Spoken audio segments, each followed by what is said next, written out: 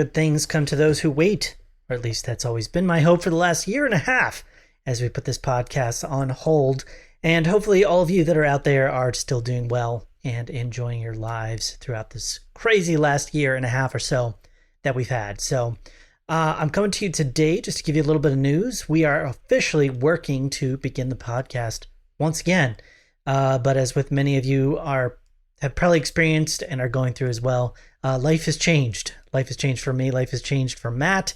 There are many new and different and exciting things and bad things, good, bad, otherwise, going on in our lives. And so prior to the episode start, I just wanted to give you guys all kind of a heads up of where we're at with things.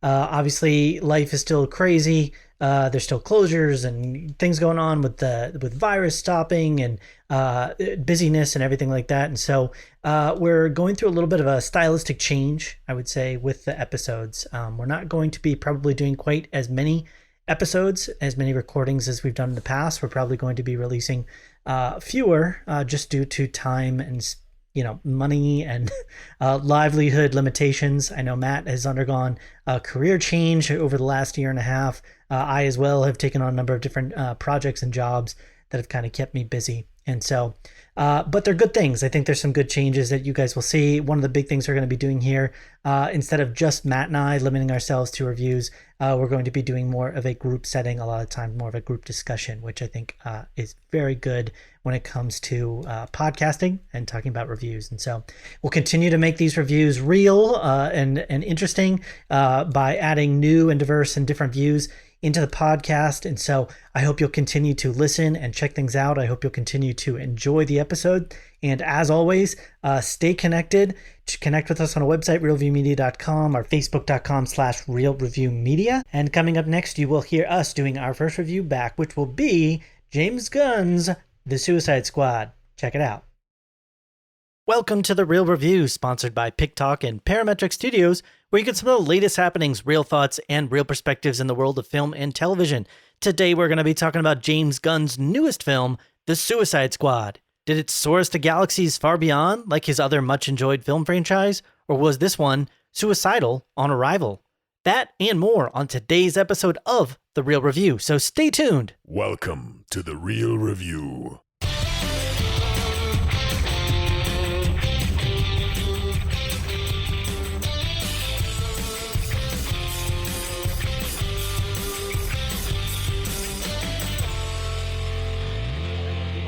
I remember my first friend who had the dial-up for Prodigy. He I had a remember the Prodigy dial-up, account. yeah. Like I remember the when one we got cable, and it was like a brand new thing, and everybody was like, "Wait, we can call you when you're online, and it's not going to suddenly just drop your internet connection." Yeah, but I still remember the days of the that went. So I think before we start, only because Megan went to the grocery Oh, we already store, started. She said she's on her way back. Oh, okay. You want me to not? Well, she's going to come through the door. Oh, that's fine. I'm not worried about it if she comes We'll to the be door. like, We'll just say, "Hi, Megan. You want to join the podcast if you want?" Yeah. This is very different. It's a new style for the real review. We're kind of doing, I think, more conversational. I think it's something with, if we're going to have a lot of different people talking and part of the podcast, I think it's good for me to just keep it more open and more. That's true. More of a conversational thing. So yeah, but you saying it hadn't started yet, though. No, I'm already recording right now. So all right, carry on. Yeah. We are literally broadcasting to dozens live. of people. At least. Hopefully. Yeah. Just kidding. Like no 3, 2. No, I'm not gonna do a countdown. 2 and a 1 silent countdown. Yeah, I'll do all the pre-roll stuff. Do I'm it. gonna have that before the episode even starts and stuff like that. So again, I'm trying to make this more just like a conversational thing that we're talking more about stuff. I mean, the main goal of this obviously is to talk about the film, and so we're gonna be talking about the Suicide Squad, which we all had a chance to see. I went to the theater and saw it, which is like a new thing almost again. You went to a theater too, though, Drake? Oh yeah, right? Yeah. I've been back a long time ago. So. Yeah. Do you have like a favorite theater? I feel like everybody has a favorite. In Phoenix, Desert Ridge is my favorite. It has the Dolby Cinema, and it has an IMAX as well. But I think the projection on the Dolby Cinema is better, even though I think you do get that full aspect ratio of the IMAX film negative in the IMAX. But the seats are way better as well. They got the leather recliners. I love that, and it's unbelievable. I hate pushing it, but the A-list $20 a month unreal. Oh, I totally get that. Yeah, I mean, it takes me back, but like I remember the day where, they still have this at some older theaters like Shea 14, but it's like if you had a slight slant on the floor, you were happy because it was like the person in front of you. When mostly see over in there. Memphis, they introduced stadium seating it at was the like Wolf Chase revolutionary. Galleria Mall, which is like this new mall they built back when they invested in malls. And that was the selling point for that theater that I drove 30 minutes for the stadium seating. It was epic. And I remember when they first got a digital projector, and I think it was for the Star Wars stuff. I want to say it was the Star Wars is when the prequels. Yeah. When I can't remember exactly, but I noticed a huge difference. Yeah. I'm not like Tarantino. I don't care how it's projected. I like the aesthetics of the uncleanliness of the like the projection film effect and the projection. Yeah, when I get a The big haze pubic, of cigarette smoke floating up into the... that pubic hair in the side, corner.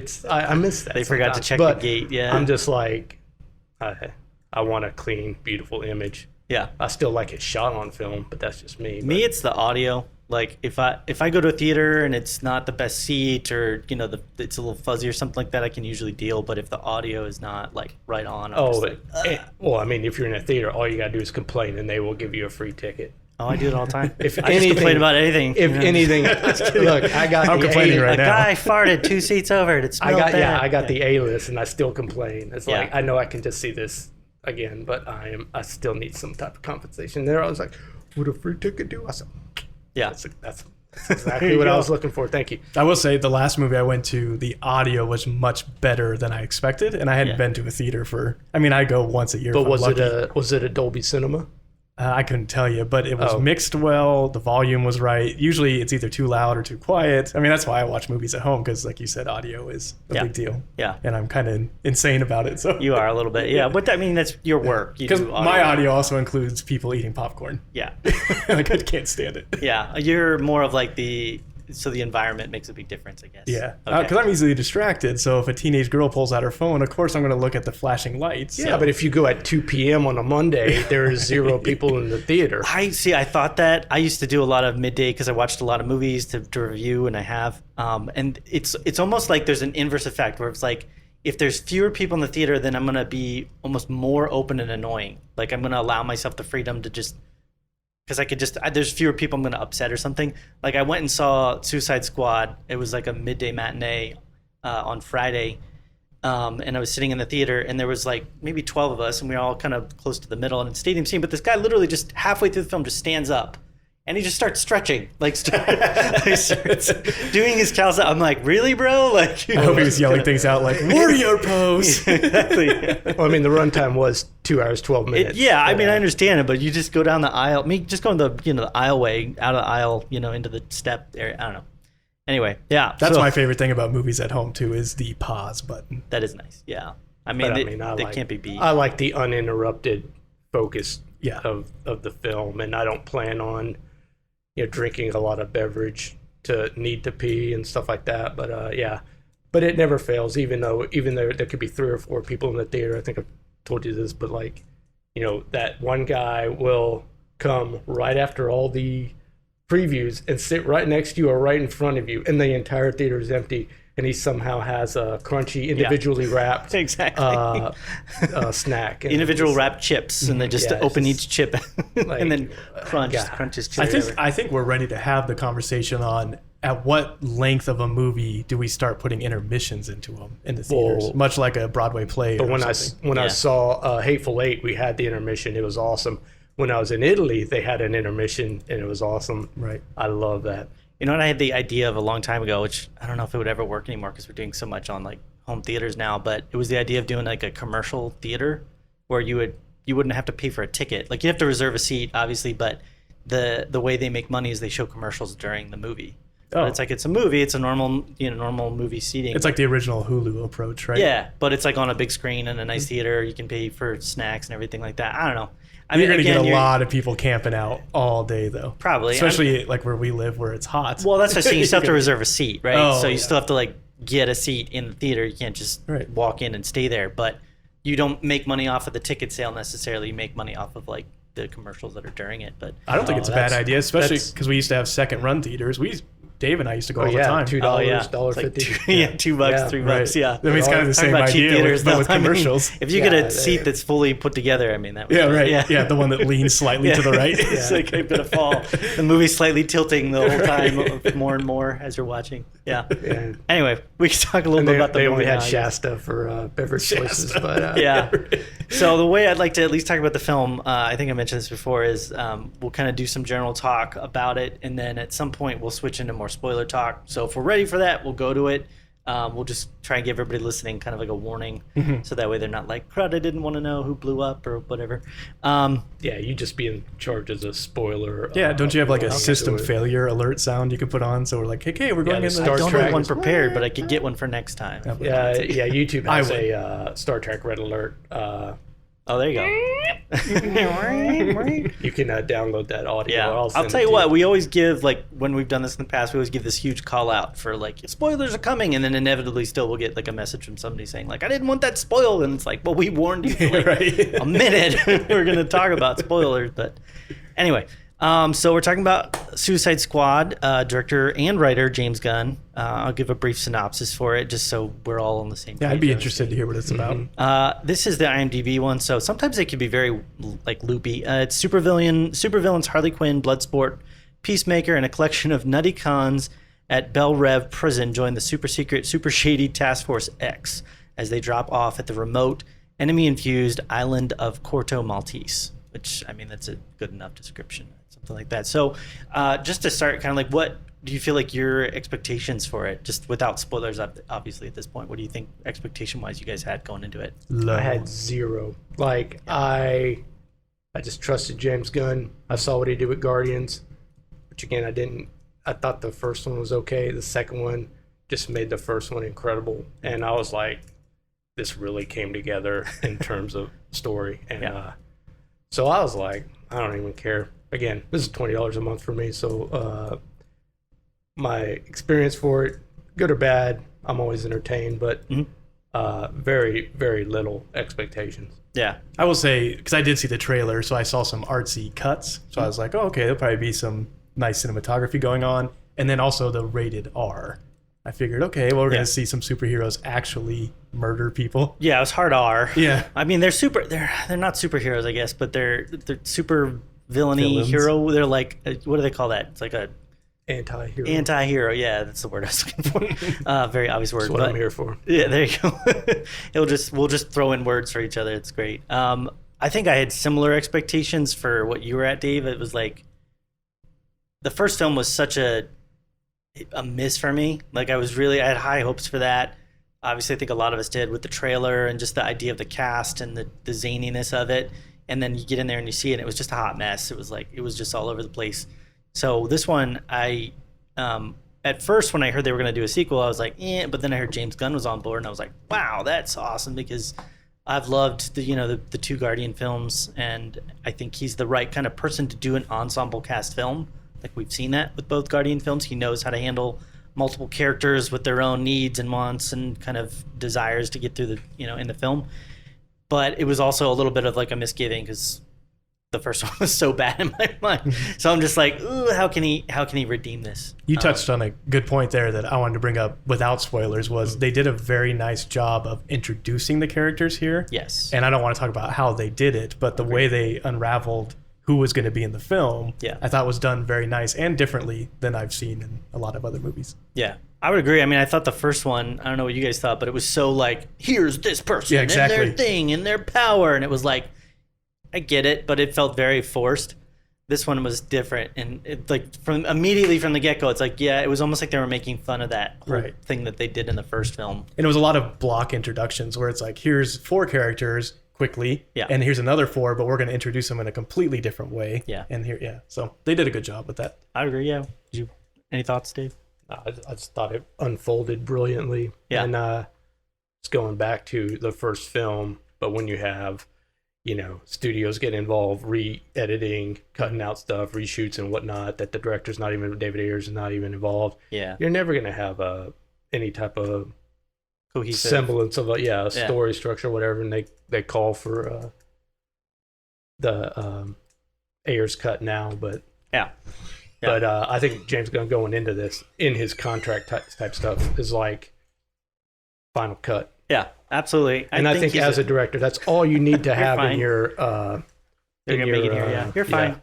We're recording, but you're fine. It's no worries. I told Ross was like, let's not do this. She's gonna get home and have a bunch of groceries. I was like, it's totally fine. It's more casual. So Yeah, if we're in your way, let us know and we will move for you. We're fine. Okay. Yeah, don't try to make noise. So we're talking about the David Ayer cut. Yeah, I mean he's come on record numerous times now, specifically right around the release of this, and said that the film that they released, the original Suicide Squad he did, was nothing like his original intent and his original cut. The way it heard it was that actually the studio that edited, or the production company that edited the trailer, was actually handed the rights to edit his entire film. To re-edit. Yeah, to re-edit it basically, and then it turned it into kind of like the more music video styled movie that they made, which I rolled my eyes at, like the character introduction, little it turns into a video game at that point with the stats and stuff, and I'm just like, and that stuff went so fast that I couldn't even read half of it. Yeah. Bang, bang, bang, something. You're supposed to read this, but That's a good thing I wanted to bring up about this film. The text was kind of annoying at some parts, but I liked how they tried to integrate it into the film. Yeah. So when they would say, months before, or this character's name. Yeah, I think the first time it happened, I thought it was cute. Right. Good way of putting it. And then the second and third time, I was like, all right, it's getting a little old. And then the fourth or fifth, I was kind of like, all right, it's kind of silly and kind of fun. And if I could just distance myself from that aspect of it. I think one of the things that I was thinking throughout the entirety of this film actually was that it's really not a film that you're supposed to approach super seriously. I think if you're the kind of person that goes into like any film, but in particular like action films or superhero films, and like I really want to like take this serious and like the characters and then you're not gonna have a good time in this movie at all, because it's from all the way down to not getting into details of it, but like the backstories for some of the characters and the over the top ridiculous level of violence that happened at numerous times, and the way that people were killed at different times. There was so many elements to it that, like, I mean, the Weasel character, like, right. how do you take this movie seriously? Right. And I think he was doing his best to embrace that. Now, whether or not and he set it up accomplished quickly, like, hey, you're not going to learn a life lesson from this, right. but just sit back and enjoy it. Yeah, just enjoy the craziness. What you're shaking your head like no? Well, I felt like it had like great messages about I wouldn't say friendship, but just. There were like a lot of learning lessons. It can be crazy, bloody, crazy, over-the-top action, and still have like character arcs, and still have all these little spoilers. They did. It was a great film. Right. Yeah, I would agree with that. And I think where that came together for me personally was in the third act. Like the first act was very much just setting up the characters and the story. And then around the second act, you start to get a little hint of like there's some deeper elements at play with some of the characters and their history and their backstory and how that's all going to come together throughout the course of the story. And then really in that third act, and I think that's what James Gunn does well, is he knows how to, again, have an ensemble cast, a lot of characters with crazy different backstories, and then bring them together, and then have the drama, the tension, the action, the things that are going on throughout the course of the story develop their story and develop who they are as a character, and really plays that out well. That's what I mean. Like, I really compare it to like a Deadpool. Had the over-the-top violence, crazy body count, everything, but still had this emotional, moral thread that Colossus was talking about. Just do one thing, that type of thing, and that's what made the film work for me. Not that it was awesome action and all this other stuff, because it had all that plus little moments like that. Yeah, and I will say they did a good job of including characters in scenes that they didn't necessarily need to be in. Agreed. Yeah. Right? So you can always rely on the Shark Man. I don't know his name. I forget his name.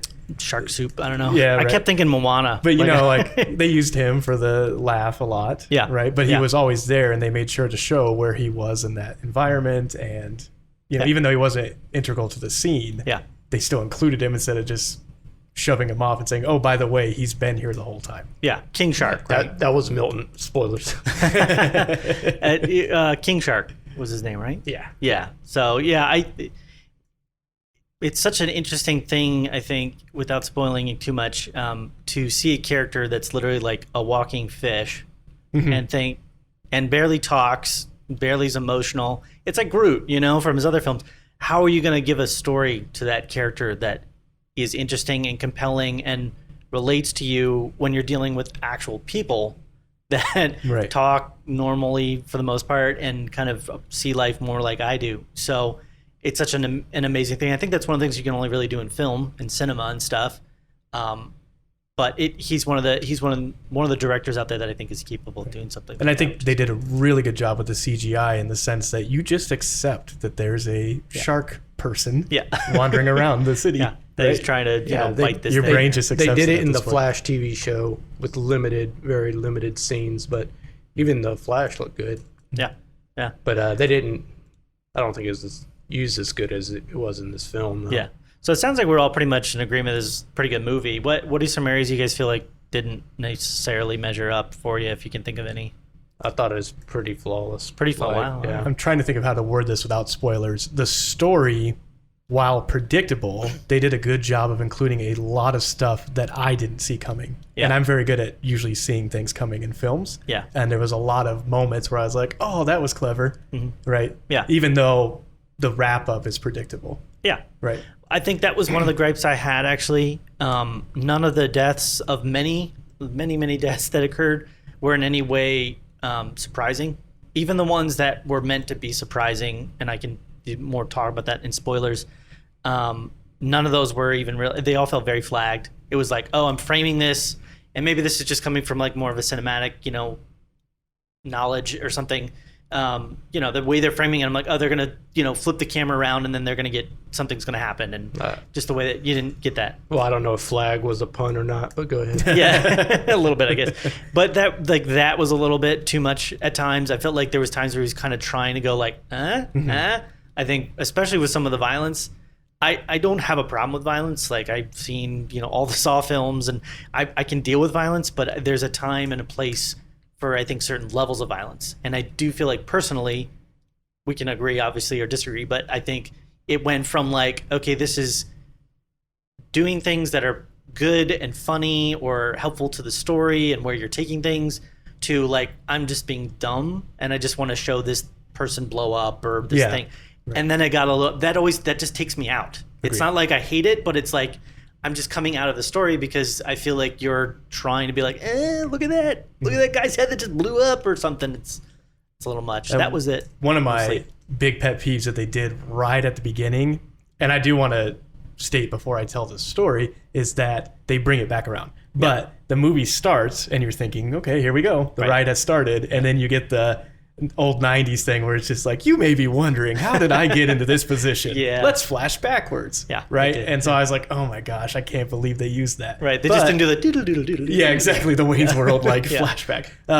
But I would say they redeemed themselves with that throughout the movie. I agree. Yeah. Did you have any thoughts? Well, I mean, can we talk about the film? Or I was going to say, so why don't we... at some point, we're going to have to. We're going to have to, right? Like, so I think that's enough talking about it without spoilers. What I'd like to do is just give like an actual rated number, what you felt like you'd give it on a scale of 0 to 100, and then we can get into spoiler talk. So who wants to go first? I'll do it. I don't care. Yeah. I guess I'll just state my scale. If A+ is the best movies I've ever seen in my life, and maybe A- is the best I've seen recently, this is a strong B. I would say an 86. Yeah. I'm probably not going to be talking about it in 10 years, but I enjoyed the heck out of it while watching it. And as somebody who owns the original run of the Suicide Squad, I'm very happy for that B rating. That's awesome. Yeah. How about you, Dave? And Ostrander had a cameo in it as well. Oh, yeah, he did. So is it A, or you want 100? I mean, it's whatever you want to do, but 100. I mean, it's a pretty flawless movie. Yeah, it's like you're saying, "Will I watch it again? Maybe, because it's on HBO Max." Okay, right, and I have that. But it just checks every single thing a movie needs to be. And if you went into this film thinking, "Oh, I'm going to get The English Patient," I don't know what planet you're living on, but it delivered on exactly what I thought. Yeah, it's going to be crazy. It's going to be fun. I just want to be entertained for 2 hours, Yeah. And that did it 100%. I was never bored. And as a comic book fan, the way they just pulled from all these old school references, it was crazy good. Yeah. I love it. So we'll give I'd you say 98. 80. Oh, 98. Okay. I was going to say you're a flawless. You're an 86. Yeah. I'm going to go somewhere in the middle between you two. I'm going to actually do an 88. So it's like a B plus in my mind. And I think I can't talk about some of the things that kind of, again, took me out of the film too much without getting to the spoiler talk. So I'd say that with that kind of averages like A minus range, B plus range, pretty good. So Yeah. You said 98? 98. So Yeah. like a 9.8 comic grade. You'll never see a 10. yeah, it's impossible to get a 10.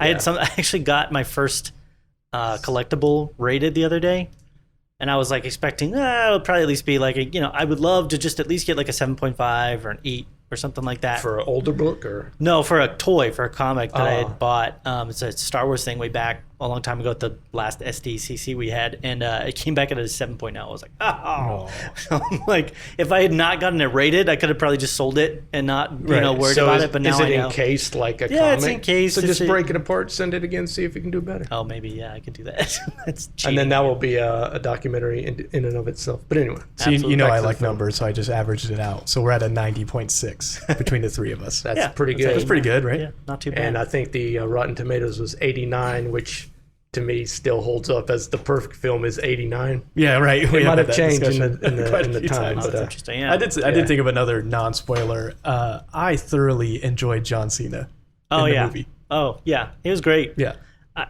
He's hit or miss for me, and he was definitely Whoa. hit in this one. I think he played the character exactly. It like aligned perfectly with who he was in a way. So, I agree, believe the greater good type of stuff toward the end. It was just, yeah. again, to me, that's just good writing. Yeah. Well, let's get into the spoiler talk then. If you Yeah, want. Let's do it. So do the alert sound. Well, I don't have. Wow, if somebody can make that sound well, Cut to I'll it, just count us down. I'll do like 5, 4, 3, 2, 1, and then we can get into spoilers. So if you're listening now, you don't want any spoilers. You don't want to know who dies, why, how, what happens at the end. Stop the podcast. You've got all the info you need. Come back after you've seen the film. 5, 4, 3, 2, 1, and everyone dies. And everyone. not Literally everybody, but everybody. Damn nearly near. everyone. Yeah. But I tell you, going back to what you said, I don't know if you're saying you're disappointed at it, but like earlier, the way it cuts after that massacre, which is awesome because the marketing on this really focused Oh yeah. on all those characters. Oh yeah, and that's what I they're big thought was names so too. You've got brilliant, Michael yeah. Rooker, and you've got Pete Davidson. You've got people that are well recognized faces. Yeah, but so you're thinking, oh, these guys are going to overcome. They're gonna save the day. I thought they were gonna die, but I didn't think in the first 5 minutes. Exactly. Yeah. So you're like, maybe you're really- the javelin dude will cut it because I don't really know who that guy is, or TDK, whatever. I know who Nathan Fillion is, but then I feel stupid. I bought a pop which was for TDK, thinking he's going to be like a big part of this movie, and I'm like, oh, that's cool. And then he's like out in the first 5 minutes of the film. I did like how still it might less is better, I did like how they introduce him and say, "What's your name? What's it mean? What it means the letters, right?" It's Yeah, it TDK. means- And then she's like, "The It's distance." like your name's letters. Yeah, It's like right. all names are letters. yeah. All these are But letters. that like his superpower, you Yeah. know, his arms come off. And It's one of those conversations that's like a stupid conversation, but they're able to make it make sense, even though they're not writing the basic premise of it, but they are at the same time. Right. I thought that was really good. And so that's one thing I wanted to talk about too. They picked a character like the Polka Dot Man that you wouldn't think would be like the Grand Wizard, right? He's the most powerful of all of them, right? And David Desmolchin, I freaking love. Right. But then they took like TDK, and it was just like, you know, you could see him in the room thinking, how do we do this guy? And they say, well, his arms come off and he slaps people. Yeah, right? I would think he's And it was completely. so pathetic. It was so slapped right. You see, He's like I was like, they're just like, I was like, then grab a they're- gun, dude. I was just shouting. They're at the- shooting his arms, and he's just rolling on the ground. My arms. I don't know if it was just his arms. I mean, maybe he could detach a leg or a head or something like that too, or maybe individual fingers or something. to me, but that's comic. That was kind of the genius, point, Just yeah. the slapping. So I was into it at the very beginning because anything that opens up with "Hello, I'm Johnny Cash," you know, like I'm paying attention. So yeah, that was a good opener. Yeah. And again, we were talking about how they kind of like, I guess you could say they usurped expectations here, but they did it in a very effective and a good way. It wasn't like we're like, aha, I got you. It was more of like, I'm just going to make this interesting and dynamic and go in different directions than you might have expected. But like, they started out and they don't even really give you much of a character breakdown. Like we're like right in, you get a very brief, like this is who this person is, and it's like they're immediately, because in the last film it's like, oh, we're gonna give a 30-minute intro for all of the characters and how they act, and by the end you won't care. And by the end you won't care, because it never feels like really good, because it's like, well, they're gonna die anyway, so why would I give so much time to build? And that's kind of where, so it was like the film almost had like two parts to me. The first part was really focused on just developing the action, developing the story, getting the characters into the world, kind of playing out those crazy, fight that happened at the very beginning. And then the second part of the film is really where you get the character development. You really get like, this is why this character is struggling with this. This is why, I summon rats with a wand, and I thought that was really nice, because I feel like if a worse director would have just given this like a quick little one wrap up, like, well, you're just gonna die, so I'm just gonna move this into like you getting killed off in some ridiculous fashion, or a worse director would have gotten so bogged down in like the second act with, well, I have to give these like deep, compelling, reasons for why this person is that and that person's that, and then you end up with this thing where it's like some of the characters are well developed and some are not, which was what we had with the last Suicide Squad, because you have like two characters that have this deep backstory, but the other ones you're like, right. You don't really have much to you. And so it was well balanced, and I think that's why I enjoyed it so much. And I think they did a good job holding off on getting too deep with characters until they slimmed down the roster. Absolutely. They kind of needed to do that, yeah. Yeah, but even in the intro, almost all the characters were given equal time, and literally 3/4 of them were gone. That's something I did want to talk about after we got into spoilers was, so you introduce the first people on the plane, and you only about half of them, I guess, right? And then because they're all talking to each other, and that's how you learn who's who. And then it cuts to the people in the control room placing bets on who's going to live and die. Yeah, it was like, and that's how you figure out who the rest of them are. And I just thought that was really clever. Like, instead of just going around the table and being like, I'm so-and-so, and this is what I do. Yeah. Right. I thought that was really clever. I thought the tie-in with, I think that the organization, that was one of the weaker points to me. It felt a little too, I get that this is, he's created this world with this film that's very over the top. It's very uber violent. It's very stylistic and crazy, and it's got really messed up ideas and people. I just felt like the characters in that office, to me, felt a little too caricaturist. I don't know, like they felt like they were trying to make, their energy level was at like a 10. They need to just take it down to like a 6, because these are people that like are in an office. They're not people that are trying to go out there and kill a bunch of things, and they're just office workers, but they're operating at like a 10. But none of them have superpowers. Office workers, though? I mean, they work for a government agency that sends out supervillains on suicide missions. I bet they're still doing paperwork. Yeah, they're still doing paperwork. Monday morning. Yeah. They're coding guys, they're tech people. But those characters are in the comics, so, I mean, he's adhering to... I totally get that, yeah. I think, again, though, it's just... They exist in a world of being in an office. And if they're going to break out of that, if they're going to be, like, ridiculous, then it's like I need a bit more reason for why they're like that. I mean, that almost makes sense for the real world, but these are comic books. They got to be crazy. The movie's crazy, Yeah, and I think just setting up the movie and letting you know what kind of movie you're in for. It starts with who's the guy with the ball that has the long hair? Savant. Yeah. So he's just bouncing that ball around, and then the bird lands, and of course we all think the same thing. Yeah. Is he going to do this? Yeah. And it hangs on that moment because the director and the writer know, like, they want to show you what kind of movie. This is the opening scene. Yeah. And then, of course, spoiler, he throws it at the bird. First death in the movie is a bird. Yeah. But that also, like, sets it off where it's like, okay, like, they're not going to hold back on you. They're going to do this. I haven't dissected it, but the birds are a theme in the film itself. I haven't really...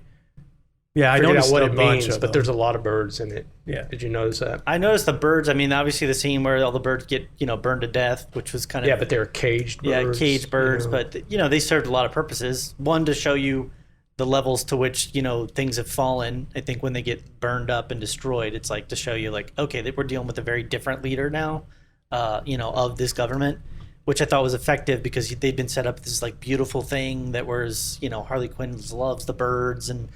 they're a sign of freedom and everything, and then so I thought that was a really good thing. And I think one of the things James Gunn does decently well is set up and pay off.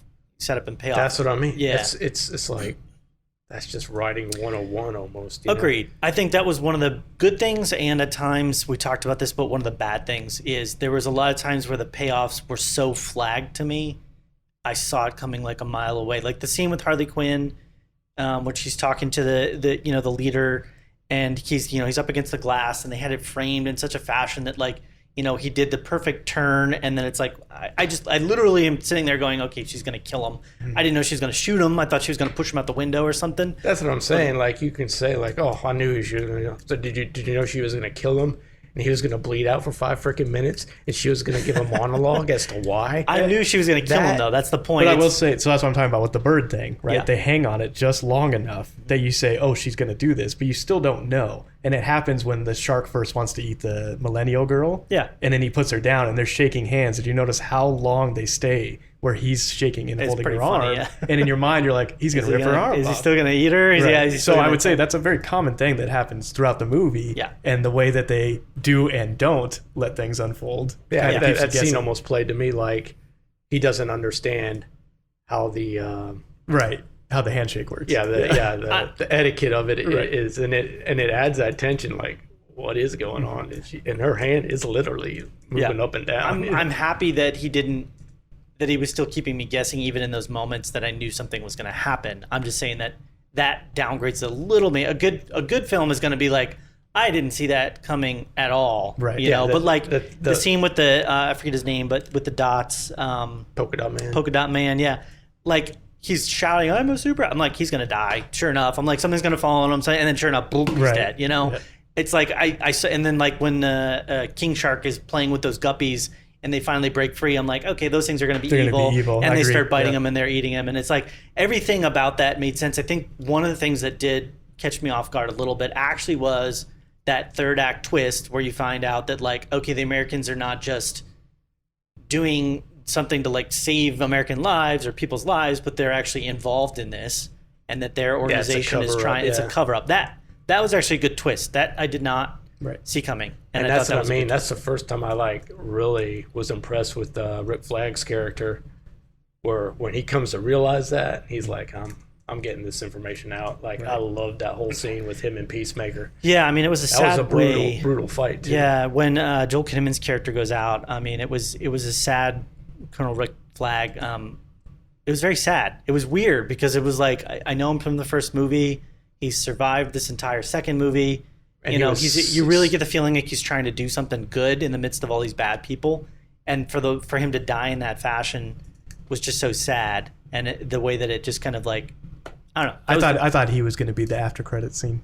Oh, you thought so? Mm-hmm. He's going to come back to life or something like that? Well, just like another twist that. He bled out in the building that crumbled. Yeah, for sure. I'm not going to lie. I literally knew it was going to be the Weasel. Book.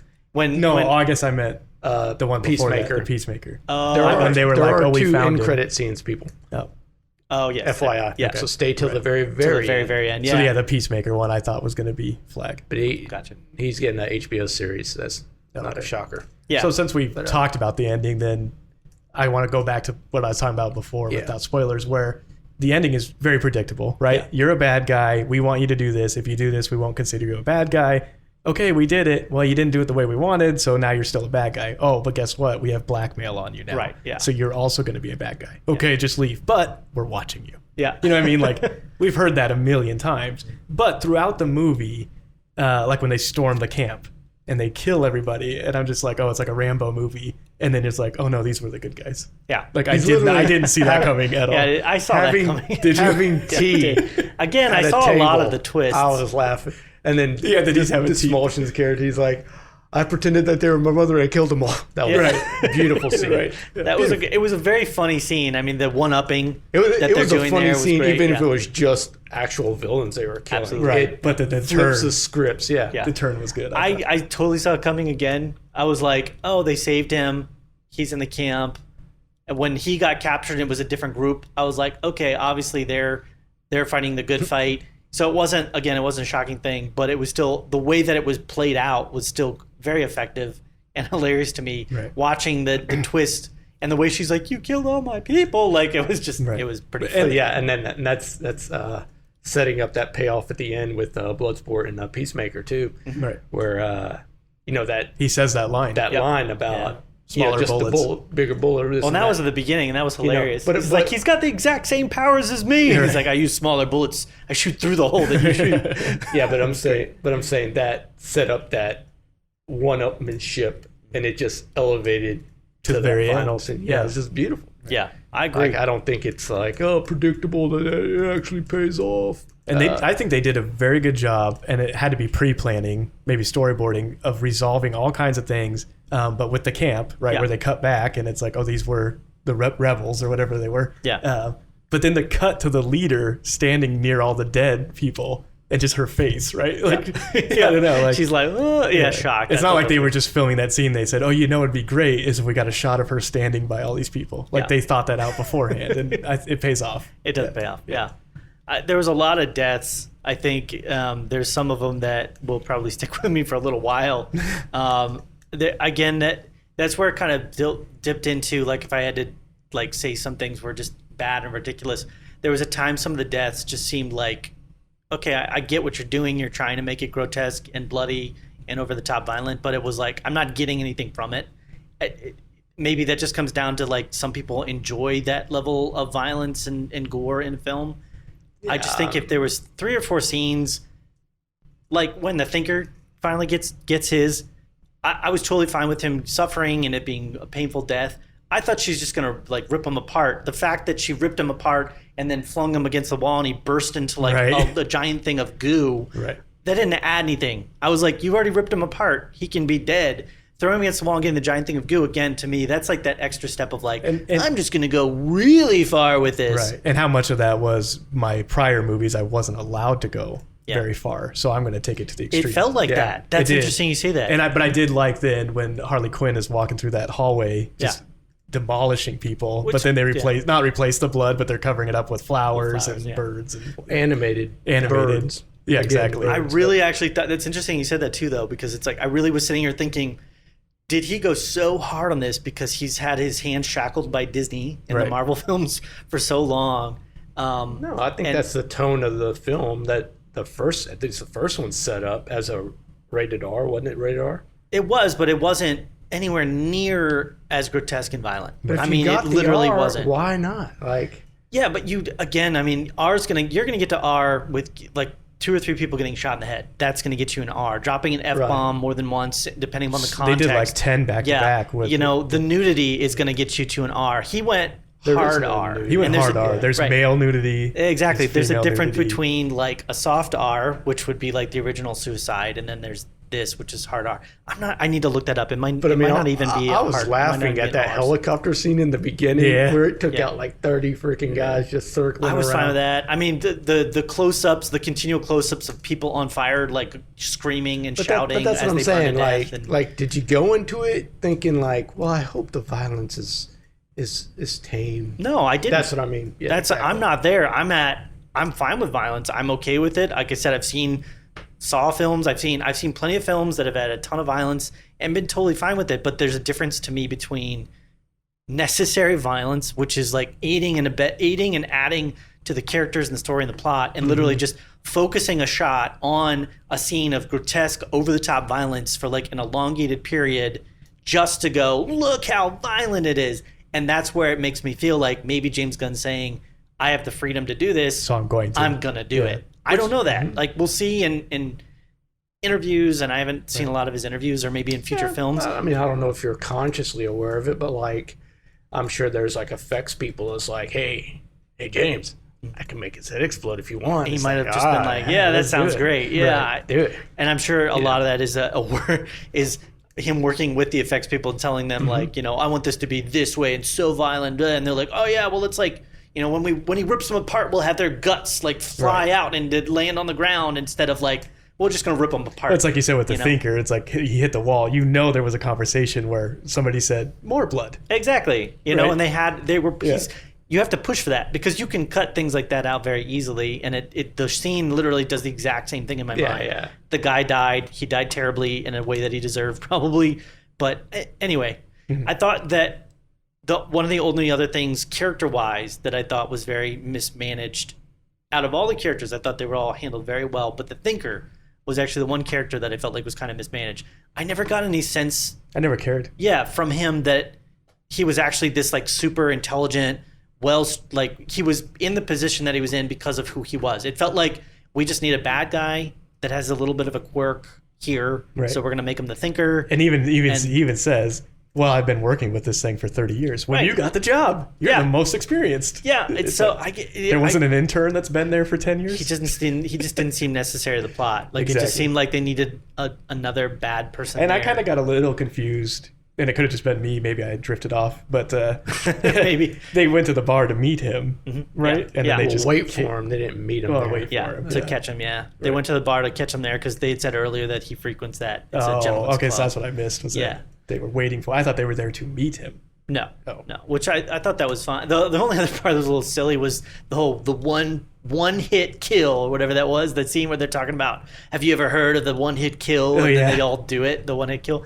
I was like, that was a scene that had no setup. Right. Like if they had talked about that earlier on the plane ride, or they'd been like, yeah, man, I can kill a man with one hit, and then the other guy's like, so can I. And he's like, well, I can do it with one finger. Like if they'd done something like that, Right. then when you have that scene in the trailer, that would actually been really neat because it would have been like a setup and a payoff. As it stood, it just kind of felt like we just Especially need these with guys the- to break free. Especially with the cigarette, which again, rated R, so you can have a cigarette. Yeah. So maybe that's the only reason it's in there. But like, didn't you think he was going to do something? I thought he with was the going to do cigarette? something with a cigarette. I thought he was going to like shove it in lean his forward eye. and hit him in the face. Yeah, and it was a That's little how- bit. Yeah. It was a little bit less. Which would make the line "I don't even smoke" pay off better. Exactly. Like I'm willing Like, to do well, why whatever did you I get a have to cigarette? get Yeah. out, including smoke a cigarette. even if he just Yeah. burned him with it just to distract him or something. Exactly. Like that. But, yeah. I It literally did nothing. there was a ton of. I mean, we talked about. There's a ton of moments in the film that really were good setups and payoffs in my mind. That was just one that didn't really have that. I mean, I loved pretty much every time in the story, you know, they would tie back into like, oh, I really thought that, you know, this character. I don't have to keep talking about the setups and payoffs, but sorry, were you going to say something? No, I just keep on reminding of Polka Dot Man every time he flashbacks to his mother. Oh, those Yeah. are great. When the scene turns into all his mother. Just unbelievable. But those are setups and payoffs, right? Because the Yeah. first time he just says it, Mhm. right? The second time we get to see it through his eyes. Yeah. And then Yeah. you see it where it's like 5 people. Yeah. And then you see it where it's 100 people. And then you see it where it's the giant monster at the end. Absolutely, Right. yeah. So- And I like how in the first film as well, I think it felt like a lot of times was like these were bad people. Like they're like, well, they kind of, you know, they fell in some hard times and you know, so they're, you know, they got thrown in prison unjustly a little bit, but they Yeah. kind of deserved it. Yeah, And rat this film catcher. is like, no, this weasel character ate a bunch of kids. Like, Right. you know, the shark dude, King Shark, he literally just like rips off people's heads and devours them. Like, these are bad people. Except and they for do the rat bad catcher. things. They What was that? made a point to make sure that Except Ratcatcher for 2 Ratcatcher was 2. like, I just liked rats. Yeah. And I Wha- stole something. Yeah. Well, and she was a bit I unjustly robbed a for sure. bank and they used rats and they Oh, they thought said it was bad. armed Yeah. robbery. Yeah, something Which I like think that, they might have but, been. Who knows? Maybe she killed a few people while she was robbing the bank with the rats or something like Yeah, that. but I think if you're super powered, you're going to be in this prison. yeah, I don't think I needed the backstory with her and her dad, but I did like the approach of putting it on the bus window. Yeah. Not fully cutting back. They do eventually fully cut back to her and her dad. yeah. But like kind of just letting it happen in real time. So again, like how with is Taika Waititi in this film? That's Yeah. all I want to know. There was a few Yeah. moments. It was like, why are you in here? Why? And then I was like, 100% oh, you know, it's Marvel James Disney Gunn. man. Yeah, And now it's like Yeah. cameoing in a movie that a director got fired from Disney and you're in that film. How is Right. that possible? I loved it. Yeah. I loved him in it. Yeah. We talked about a little bit about John Cena and kind of his role as Peacemaker here. We can talk a little bit more about that. I think he was somebody that, again, I didn't have great expectations for, just because some of the films I've seen him in, he does great. Some of them are just like average. But this was like the perfect one for him because it comes across as such as like a uptight, you know, white bread, goody two shoes. But then he has that like dark edge, and it's like you can tell that's where he's crazy. That's where he's bonkers. Is like he's justifying all of his crazy bad actions throughout the course of this film just to try and like, and it fit his character so well. Right. You know what I mean? To be like, he thinks he's actually this goody two shoes like nice person, but he's actually a really horrible Right. individual. Right. You know, so I like that really well. And I would say it sucks for Cena, but we have to compare him to the other WWE type people, right? And so Dave Bautista found his role really well in Guardians of the Galaxy. That seems to work for him, right? He's good at that. Yeah. I can't think of his name. But then you have like The Rock, you know, and it's Disney. Every summer, The Rock is charming with a big smile. He's going to crack a joke, right? Yeah. So I do feel like John Cena like you said, this was perfect for him, or he played it perfectly. One of the two. It really felt like, in a small sense, somewhere throughout this writing and production of the film, James Gunn's goal was like, I'm going to make a non-Marvel film. Right. Not just I'm going to make a film that allows me the freedoms to do stuff, but I'm going to kind of like go against. And there was some inklings of that, I feel like, in Guardians of the Galaxy 2. The Guardians of the Galaxy 1 had violence and it had death, but 2 had a lot more violence and death. I mean, you talk about the scene where they're literally like torturing people and launching them out into space, and the way they just like killed the entire ship full of people. You know, there was a lot more violence in the second film, and I saw that idea of James Gunn that he could go to a very potentially dark, crazy place if he wanted to. And then this one was like just, kid in a candy store, like free reign, like run into violence, all the violence you would like to run into. But a lot of that is why this movie works. It feels like nobody was sitting there going, you can't do that. Yeah. Or you got to inject this into there. Yeah. Or, it's 2021. We got to make sure we hit all these check boxes. Like, it really felt like they gave him the keys to the kingdom and he made a movie. Absolutely. Right? Yeah. And it has its flaws. And having a problem with that head exploding with just a little bit too much is proof that he could do whatever he wanted. Right. Yeah, exactly. Right? I'm glad they gave him the freedom to do it. I mean, there's constantly been conversations about Marvel directors and the frustrations they have because they're working with such a controlled environment, and they have to hit controlled. certain marks. Literally think they're plugging those directors in from it's all brand recognition only. I don't think they actually want them. Like I've seen other interviews like, well, I don't know how to do action, or direct action. And they were like, literally like, don't worry about it. We have people for that. We have departments for that. And I'm like, it's become a machine. It has. Yeah. A good one. Yeah. But it's. Yeah. I mean, I guess I don't mean that in a bad way. I kind of compare that maybe to the music industry too, though, where eventually it became so much of a machine that nobody cared anymore. Yeah. When you're like, what was it, Lord and Miller for Han Solo, it's like, whoa, you're trying to have too much of your own style into this film. Star Wars was, oh man, there's so much we could talk about with both Marvel and Star Wars, but Star Wars was like, they did the worst in both aspects. They let the directors have too much control in certain areas I feel like they shouldn't have, and then they didn't let them have enough control in the areas that they should have. Like in particular, they shouldn't have let them have control over taking the stories in pretty much whatever direction they wanted to, because then you end up with what you had with the Star Wars sequels. It's like one film that goes an entirely different direction in the middle than the first and the last film. Right. It's like the story should have been, but give the directors their freedom to kind of, because it works. We keep seeing that time and again. When you let the director and the cinematographer and stuff all come together and do what they want, it works. It does, but not in a 3-part trilogy. I agree. Not in a trilogy. Yeah, but with Marvel, vision, you are telling this 10-year epic story that's going to lead up to Endgame. Certain so it needs things to have quality to be control. checked. Absolutely. Well, in terms of story and in I guess tone, because I think you're not going to make $2.2 billion on a rated R film. Yeah. I mean, this was never going to be a blockbuster type film. I mean, Deadpool and everything. They know Deadpool was R-rated huge for an R-rated though. What was that? Deadpool was huge. Oh, it's huge, yeah. Broke records for an R-rated film. You really only make huge money generally out of a PG-13. Can we just quickly, we don't have to harp on Deadpool, but did you guys like Deadpool better than this? Because I did. I did, yeah. Okay. Just as much. Well, I liked that it was set in the Marvel universe. I love the X-Men, so I love how it played off of that. I love Colossus in it.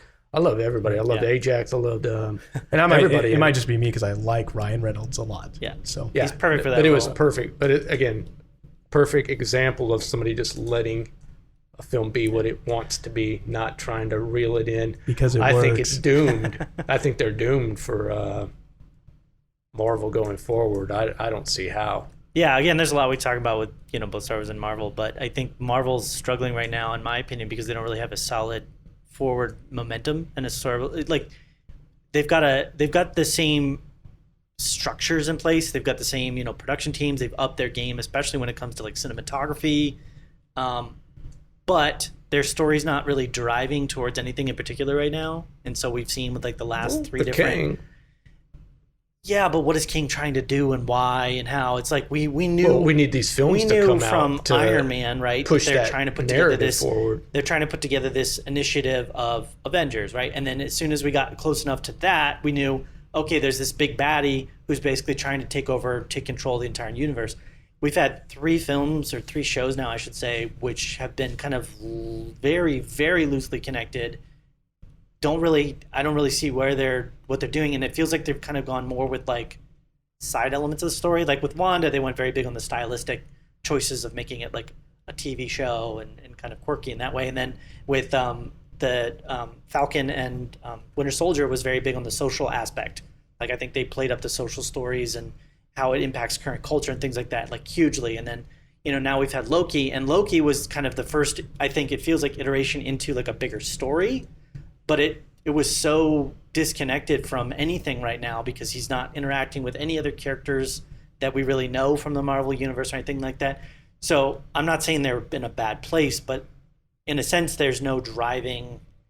One of the most exciting parts about a Marvel movie is thinking like, oh, we've been driving towards X story. We've heard of this character. There's we a know of goalpost. this. Right, there's a goalpost, and right now they're on a field playing. Right. But there's no goalpost that they're renting. Yeah. It's good. And you can't even see it. No, there is. Just 6 films should have already come out by now. Probably, yeah. To explain I what that don't even goalpost think it's is, probably. yeah. I mean, they're talking. I'm drawing a blank on all of them now. But It's Black okay. Widow last year, Eternals last year, Spider-Man. Yeah.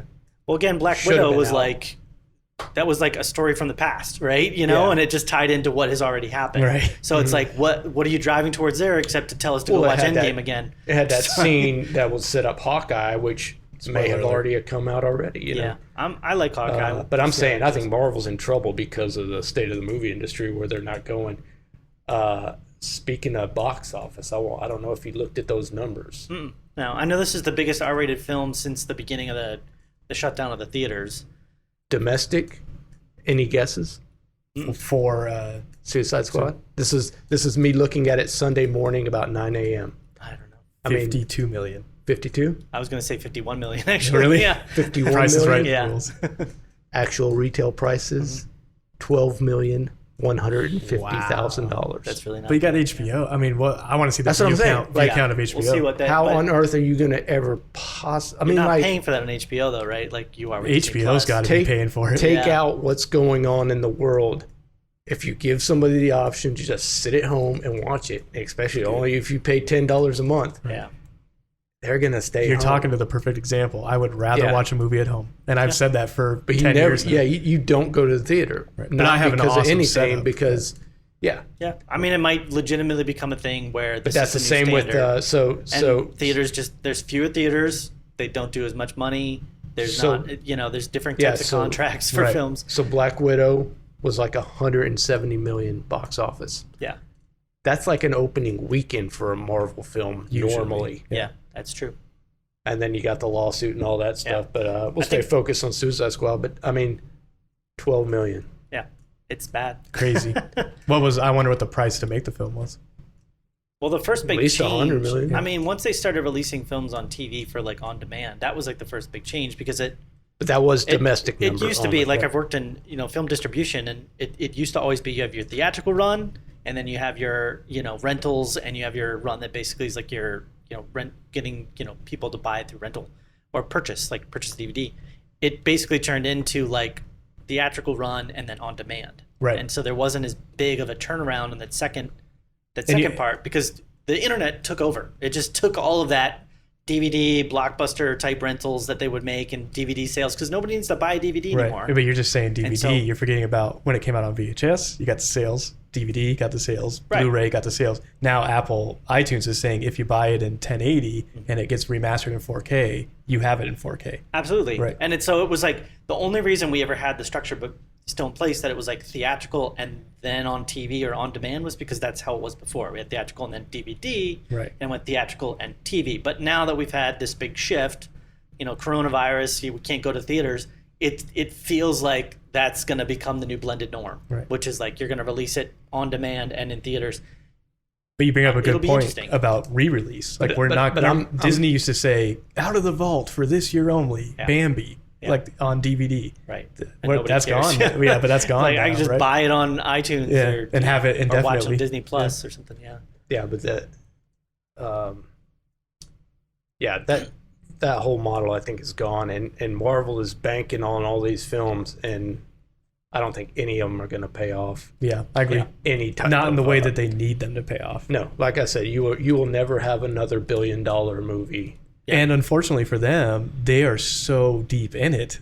It doesn't matter if it doesn't pay off. They are have sitting to on continue. movies. Yeah. They are have to sitting make it. on movies with no revenue. But they have to like have the resolution. Yeah. They have to finish. Yeah. Right. And it's fun. I mean, we're sitting here talking about a movie that we went and saw, that we enjoyed. It was a big Hollywood blockbuster release.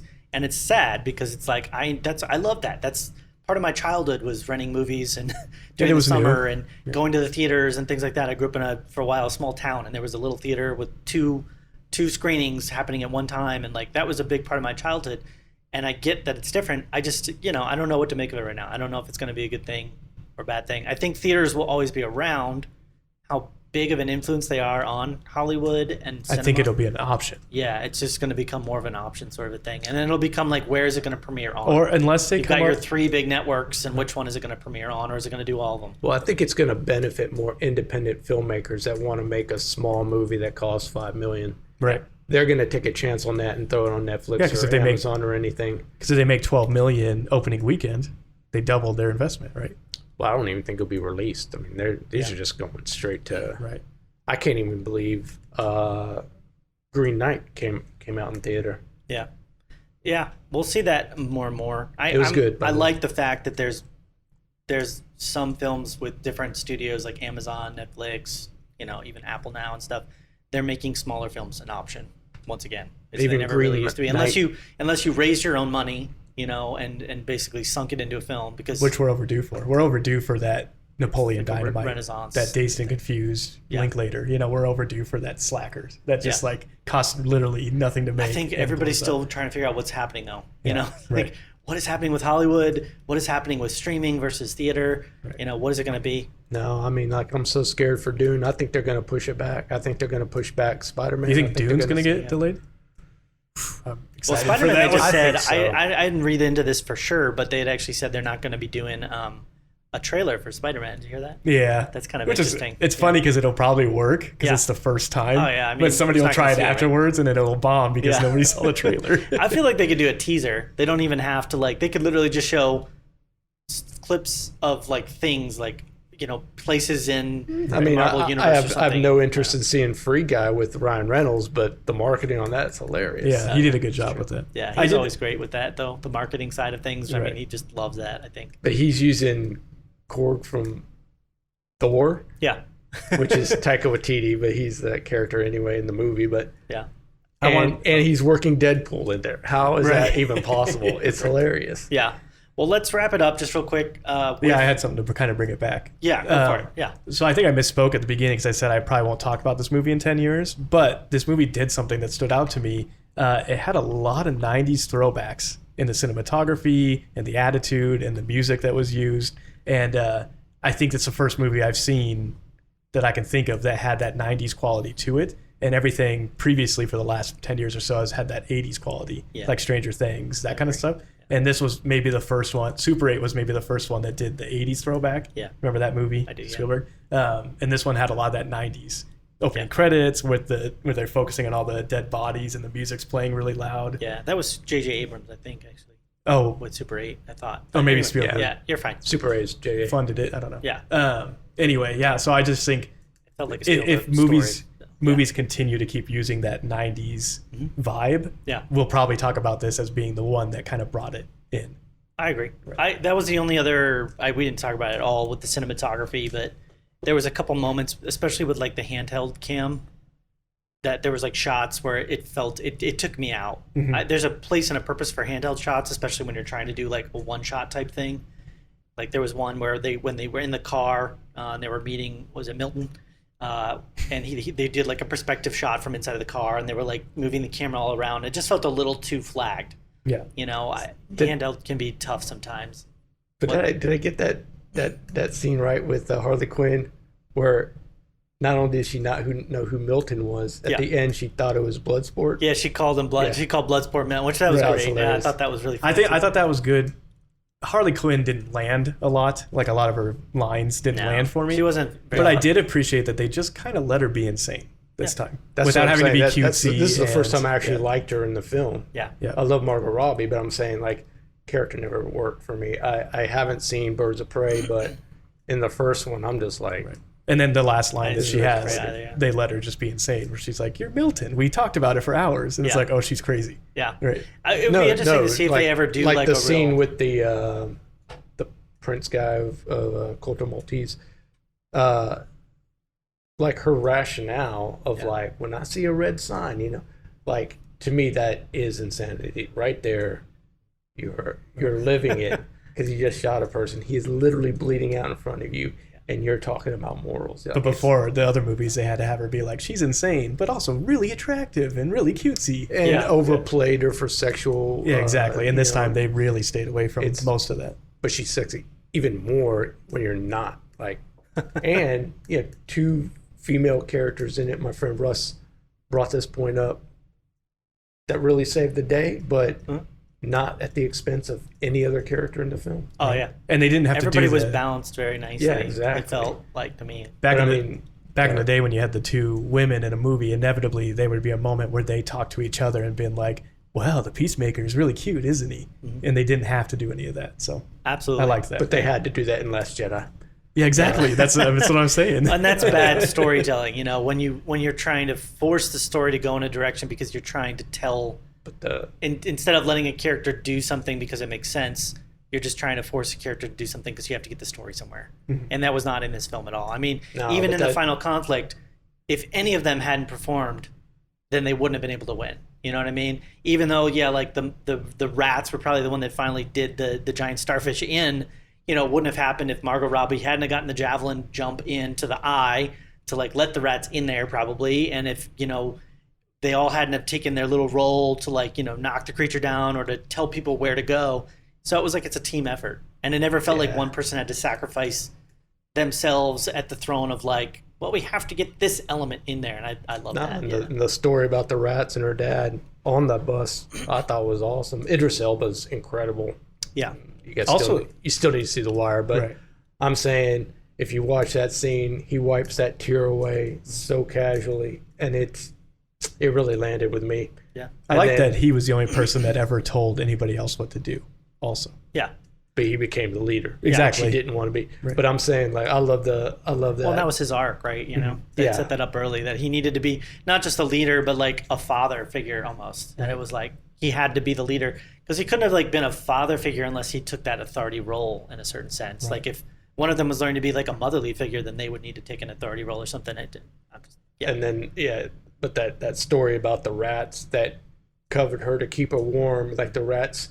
Which, I don't know about you guys, that was disgusting to me. I was agreed. Like, oh, okay, I get it. You need to be warm, but you're covered in rats. You're going to be covered in poop and just, But his experience with the rats was sheer terror being locked in the box with the rats, right? Which fit so well, yeah. Yeah, and at the end of the story, he was covered by rats that saved him. It's like, that's beautiful. That's he was still freaking out of it, though, because he had that little thing at the end where he finally pet the rat, her one main rat. I want to if we wrap this up, I'll tell you where the exact moment I thought, holy crap, this film's awesome, was the prison visit with his daughter. Oh, that was hilarious. That whole conversation just went to... Well, except for the F you. Again, we're like playing this off of like what they did in the last film. Because last film, you have Will Smith, who has this, relationship with his family, or was it his daughter? I forget, but it's like, his daughter, right? And he wants to be better, and he wants to be a good person to her, and it's like, and this, you're thinking that's going to go where this goes, and instead it's like, kill Batman in front of her. I can't believe you got caught for something stupid like a watch. Like it's it was smart of them. I don't think it'll pay off years and years and years down the road if people only watch this version of the Suicide Squad. You kind of need to watch both. Sadly, yeah, you really do. Get it. But that's what I was going to say. I even thought it was a kind of a play on Barry Allen, the Flash, in the Justice League movie with his father. Yeah. Like, make something of your life, son. Right. That type of thing. But I guess I was just getting at the point where they just dive in. There's no like, this is what the Suicide Squad is, and this is what this is. Yeah, I guess the only thing we also didn't talk about too much was the office workers and kind of like the story that takes place there. I like how Viola Davis in this, I think in the first one, they kind of made her a more sympathetic person. Great. This one, they went hardcore, like, look, she's just like to the wall, bonkos of like, I'm going to do whatever I need to do to accomplish my task. Right. Then when she finally did get clocked, you're like, okay, that's very deserved. Like, you're Yeah, like, that's if true. that had happened and she was the character from the last film, I would have been like, well, that's pretty messed up. But after she'd done everything she did, you're like, yeah, you can clock them. And that dude in the office questioned her twice about, I mean, you wouldn't really kill his daughter, would you? And she goes, you would not believe what I'm capable of. Yeah. She's and great in that role. To me, that was the go ahead for getting clocked with the golf club. Yeah. Which was set up earlier. They used but you see how she was using that golf club? Yep. That's beautiful writing. that was Absolutely. good. Yeah. They tied it in super well. Yeah. Mm-hmm. They used hurting children a lot in this movie. I don't know if you noticed did. that. Everything was like, you wouldn't do that. They're testing on children here. Yeah. He does this to children. Yeah, well, the weasel eating eats 23 children. kids, and Yeah. it's like, you can't, there's kids involved. We have to save them. Yeah, I don't know why. It kind of, I just took me out of the movie a few times when I was just like, why are they hitting this so hard? What a coup for... I mean, I don't want to get conspiracy theory, but I mean, It has to be James Gunn. Yeah, James Gunn, firing from Marvel was for jokes about kids. Right. So, like, I think you're really onto something. Maybe. But I am telling you, what a coup. And what's so amazing about this film is he was literally prepping for Guardians of the Galaxy and gets fired. yeah, He immediately turns around and gets hired for Suicide Squad. And this is what he comes up with. Yeah. This is like on the fly. Right. It's not like he was sitting there prepping for Guardians. It's like, you know what I'd love to get? You know what franchise I'd love to get my hands on? That Suicide Squad. I've already got a script. They really got screwed up by the, the studio and the re-edits and whatnot. Yeah. well, Give them we've Justice covered League. pretty That's much all I can everything. say. I think the last thing I would say is, do you, what would you encourage people to go see this? And if so, who? Comic book fans. Comic True. book fans. I mean, Yeah. not true comic book fans, but people who actually read comics back in the day. I don't know where comics are now. I don't really read newer stuff. There's very few books I read. But if you're old school, I mean, like Peacemaker for me, I was a huge fan of Checkmate with Steve Irwin Alvey and Paul Kerberg. I can't remember how to pronounce his name. Anyway, Peacemaker's in that. It is this awesome book. Yeah. And if you're looking for more Peacemaker, check out Pax Americana, Grant Morrison, and Frank Whitley book. Yeah. He is at his finest in that. But if you're a really big comic book fan, because this was just like straight up comic book. Oh, yeah. What I think you're saying 90s nostalgia is just like, to me, this was 100% comic book. Starfish on people's heads. That's exactly the way it is in the comic Looking book. like Mermaid Which Man they from didn't- SpongeBob. Yeah, totally. Yeah, they looked really ridiculous. It was funny. But literally, it was just a comic book come to life. Yeah. And I just applaud it for like going full on comic book. Yeah, I think it was a good way to give fans what they wanted without alienating people who maybe didn't care about the Suicide And what's Squad. so amazing is how much he went to the original source, which I'd never read, but he's literally referencing a whole bunch of stuff in that. That's awesome. Yeah, I haven't It's read a the true original, comic but book that's- movie yeah. film adaptation. It's a real strength that a person that doesn't know anything about the comics can watch it and enjoy it as much as we did, and then also a person that did. That's what I mean. You know? But a guy like Bloodsport, even in a comic book, he's not going to have like this huge backstory. It's just going to be a guest villain or a guest. Yeah. You know what I mean? Like a villain of the week type guy. That's Yeah. how comics were written back in the day, not with some type of franchise goals and in 5 It's like how the years from Flash now. handles it, or Smallville used to, when they used to just do the villain of the week kind of Well, thing. I'm talking about when you're trying to translate those characters, Right. to film. Yeah. Yeah. What do you think the odds are that this film actually exists in a DC universe? Like, it's getting smaller and smaller likelihood I'm sorry, keep this going, but it's No, getting it's smaller and fine. smaller They brought likelihood. characters back But- into it from the other ones. Yeah, But what's funnier is, it's like there's no DC verse, even though they're saying there is. I mean, well, that's what I mean. That's even funnier than what Marvel is going through. yeah, They have everything. Now the whole paradigm is shifting, so where they're not going to make that money. Everything they said DC was bad at or failed at is actually turning into gold, for them. Right. yeah. So, Because There's no Marvel's at the expectations point. for DC. Marvel's at the point now where they have to say, and none of that mattered. Yeah. Yeah. So I mean, like, but you have There is no expectations for DC. Well, Other DC than, well, you're probably going to be bad. Like, well, the Flash is going full on multiverse, so they don't even care. They'll have 12 Batmans, and it doesn't matter. And I don't think it does. I think they needed a cinematic universe like Marvel, And they don't. and they don't. But I'm fine with that. I'd I'm be fine with okay that. with one less cinematic universe. but I think it's eventually. just crazy As long as that the like movies you, keep being good, well, like you have an incredible movie like Wonder Woman that just blew my mind. Never thought in a million years I'd like it as much as I did. And then 1984 comes out and it's garbage. It's garbage. It's a hot mess. That's the problem. That's one of my big But pet that's what I'm peeves. saying. So you have Suicide Squad, complete garbage. Now you have I'd like probably to give them, my favorite DC movie I'd like right to now. give them the you know? benefit of the doubt with the Wonder Woman 1984 and say that was just the timing mixed with, production limitations and budget limitations due to not releasing in theaters. I'm trying to give them the benefit of the doubt, but that was a hot story mess. writing Story constraints. was- I'm injecting pretty sure they things. were done before COVID, and they took an extra year or two I'll on have to look that. into that. I'm not too sure. But Yeah. I mean, even some of the special effects. I mean, they literally left a shot in there that you can tell she's holding on to dummies. Like, Yeah, that's what I keep literally, saying. you She's can- rolling on the ground. she's rolling on the Yeah. ground dummies. Like, Yeah. anyway, that's a completely separate thing. How are some ways that people can get connected to you guys? Because I want to make sure we plug the work that you're doing. We didn't even introduce ourselves, but Yeah, I'll go Ross, first. I might go Oh, first. I'm the whole time. Dave. Yeah. Go ahead. Dave. Dave, do it. Thevasic.com, VASIC. Vasic on YouTube, Instagram, _Vasic. Awesome. That's about it. Sweet. But comic books and Comic books. videos. He's a and great whatnot. artist. He's downplaying it. Yeah. Yeah. Check him out. Yeah, you guys work together a lot. Yeah, Yeah. we do work together a lot. Yeah. My name is Ross Caligiuri. I'll say it slow because there's a lot of vowels in it. Caligiuri. Yeah. You can find me at dreamingintheshadows.com, which is the name of one of my science fiction books. I'm a writer. I'm a musician, just a creative dude. Absolutely. Get Yeah. in touch. Yeah. Cool. Well, I want to thank you all for listening in. You can check out the podcast, obviously, on our website, reelreview.com. We also have our Facebook at facebook.com/thereelreview. We'd love to get connected there. And if you have any thoughts, perspectives, input, things that you feel like we really messed up on talking about, shoot us an email, reelreviewmedia@gmail.com. And that'll be all. I think we've talked for over an hour now. So any other input, thoughts? Yeah, go see it. You're going to see it anyway. If you're listening Love to this it. podcast, you've probably already seen it. Probably. If they're this far in, they've definitely been spoiled. But go see it. Tell your friends Yeah, to see I it. mean, They'll keep making more. totally downloadable right now. 1080, no hand cam. Yeah. You can get it High quality. today. You Yeah. can tell it's high quality, no handy, no shaking. No You're right. Yeah. All right, everybody. Well, it's been real. Goodbye. How dare you? You Last can't say word. I'm the last word, Last Ross. How dare you?